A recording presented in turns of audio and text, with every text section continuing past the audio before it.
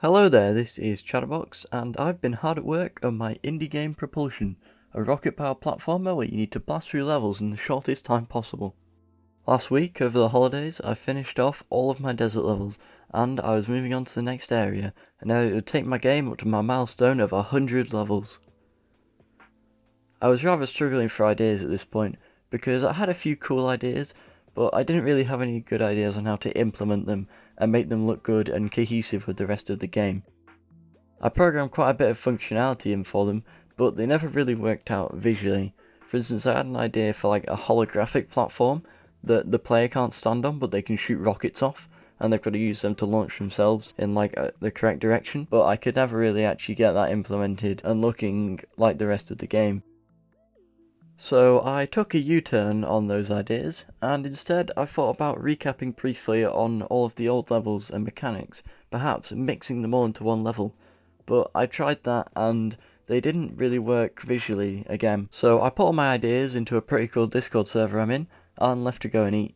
While I was gone, another game dev YouTuber called Madbook, link in description, came up with an awesome idea that when you stand on a certain platform, the season changes, and that way there's only one set of colours at a time, and so they don't clash, and also we can introduce all of the old mechanics and keep the game being interesting. So I quickly set about programming that, and within an hour I had a basic script that handled it. It took me a minute to consider how to optimise it, because I was considering finding all game objects with a tag whenever the player stands on a platform, but I realised that would perform terribly with massive stutters and lag. And so as a result of that, I decided to make the script execute at the start of the level and store all of its results in an array, and then that problem was gone. So here's a little rundown of what this is actually doing.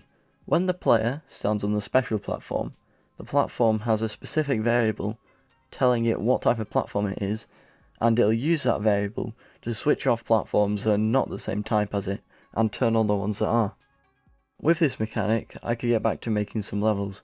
Even though I'm back at school, I'm at home since the country is in a national lockdown, so I have a lot more time to make levels, because I'm not journeying to school, back to school, and even in my breaks, like during school, I can make levels. So why don't we take a look at some of the levels that I've made.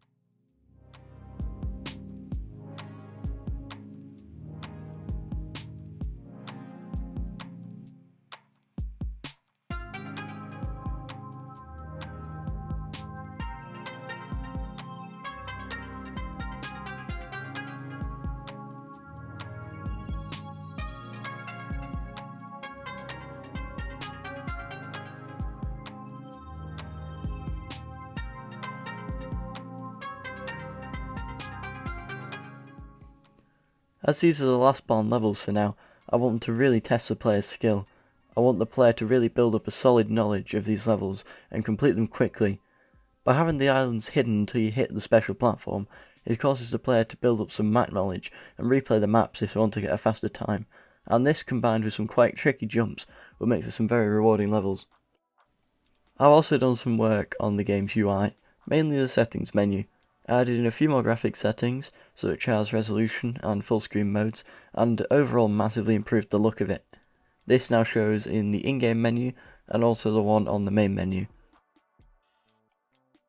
I had a really weird problem where the game would completely break in exclusive full screen mode if the user was using a non-native resolution in the game, and so I had to sort of give up on exclusive full screen mode, and now we only have windowed and borderless full screen. But in my opinion, the difference between borderless full screen and exclusive full screen is negligible, and I don't see too many other downsides, so I'm just going to keep it like this. I've been thinking a lot recently about adding some new game modes which I think could be really cool. Some ideas I've had recently have been a speedrun mode, a mode dedicated to speedrunning certain sections of the game, and also a dropper mode where you sort of fall through this massive hole and you've got to use your air strafing to avoid obstacles, similar to Minecraft Dropper. I think that could be really cool because the air strafing in this game is really well done. But yeah, so overall, it's been a pretty productive week. I've got a few interesting features lined up for the next devlogs too, and it could be quite interesting implementing those. However, I've also got quite a boring task of adding detail and polish to all the levels now, which I'm going to try and whittle away over that time too. But if you like this video, there'll be more coming, And so if you want to see them, I'd recommend that you hit all the buttons below. Have a good day.